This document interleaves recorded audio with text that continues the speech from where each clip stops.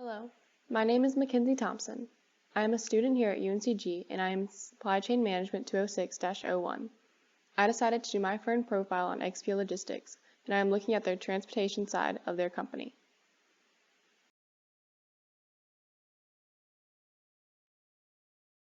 XPO Logistics is a third-party logistics company, also called a 3PL. XPO is not a very old company. It was founded in 1989 and the CEO is currently Brad Jacobs. XPO currently has 50,000 customers and over 91,000 employees. They also serve 32 countries with 1,444 locations. Since March 2012, XPO has acquired 17 companies through a combination of cash and stock transactions. Two of their more recent and important acquisitions have been New Braid Logistics and Conway Trucking. XPO Logistics' mission statement is, "Our mission is to deliver results. This requires us to perform to the highest standards of business conduct at all times. We will not compromise our values to meet commercial objectives, or our values are critical to our success."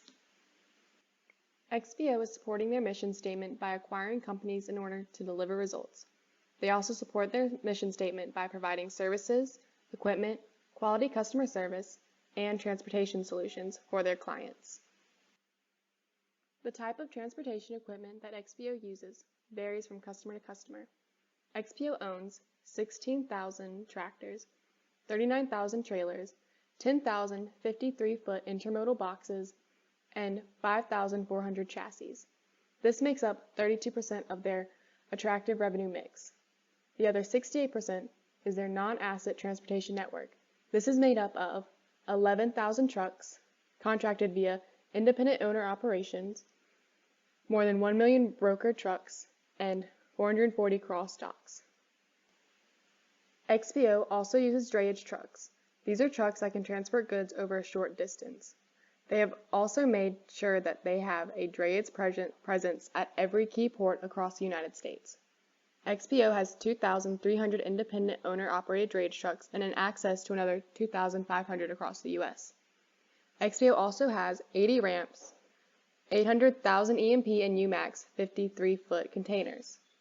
They also support 58,000 tons of air freight, and they ship 240,000 shipments on average annually. XPO mainly serves North and South America, Europe, and China, but they also serve India, Turkey, Puerto Rico, and Russia. Some of the services XPO provides are freight brokerage, which is when XPO connects road carriers with companies that need to ship raw materials. They also provide parts, finished goods, less than truckload transport, and intermodal and drayage transportation.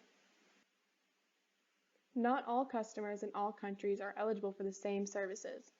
However, all freight forwarding customers in all territories trust XPO with 157,000 20-foot equivalent units, 58,000 tons of air freight, and over 240,000 shipments on average annually. XPO also provides door-to-door global transportation solutions for all their customers, no matter the type of freight. XPO's transportation segment of the company makes up 63% of XPO's total revenue. This means that transportation is very important to XPO, and it also produces a lot of revenue.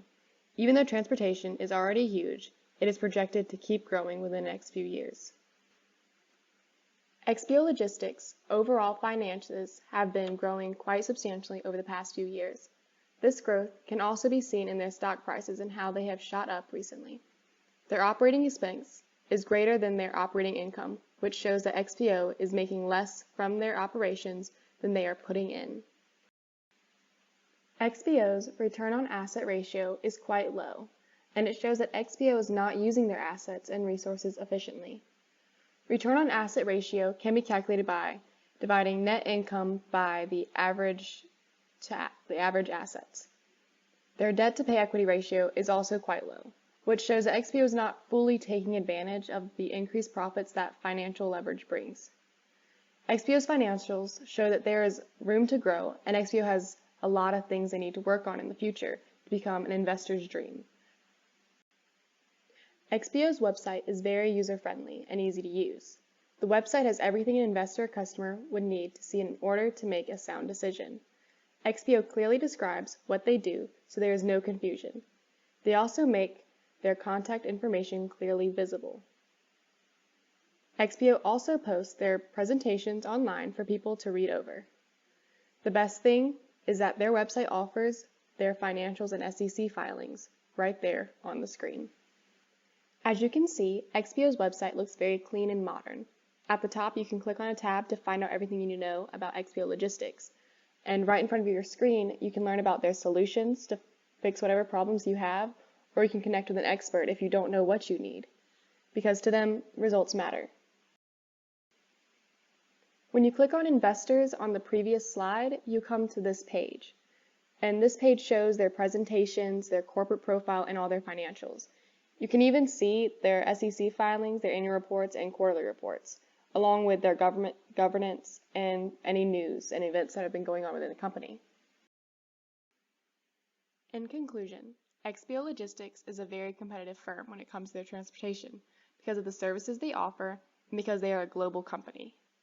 Their transport segment is a whole third larger than its warehousing segment, and it also produces a ton of revenue. However, there is still a lot of work to be done and improvements to be made, but that could be said for any company that is still growing. XPO offers a lot of services for their clients, and they also provide some equipment variety, which gives them a competitive advantage compared to other transportation companies. XPO also has an easy-to-use, user-friendly website that tells customers and investors what they need to know. Their website is also up to date on all their financials, and it informs potential clients and investors what they offer and in which country. Overall, XPO is a competitive firm, not just because it offers amazing transportation, but also because they are willing to work with their customers to provide them with all the supply chain solutions that they could need. If XPO continues to grow like they have been, then they will continue to take over the transportation warehousing market. For my references, I used a lot of information from XPO's website. I also used the Wall Street Journal to get an unbiased take on their financials. The two articles I used were Deals Few XPO and Growth Will Continue. I also decided to interview David Wolverton, my stepdad, who works at XPO Logistics, to get his take on their transportation segment.